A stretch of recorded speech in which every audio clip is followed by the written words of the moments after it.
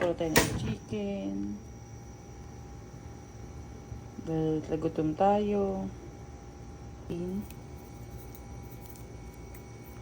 Tayo ng bawang, sibuyas, dried na chili, sili, dried fish, tapos itong dried mushroom.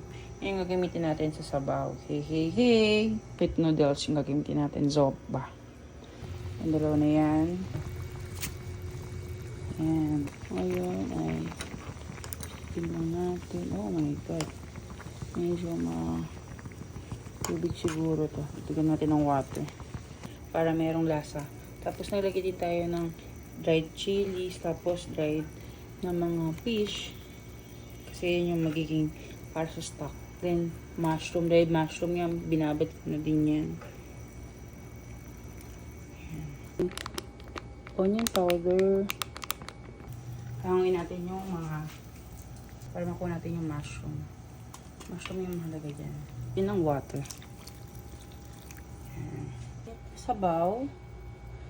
Gamitin natin yung strainer. Para ping.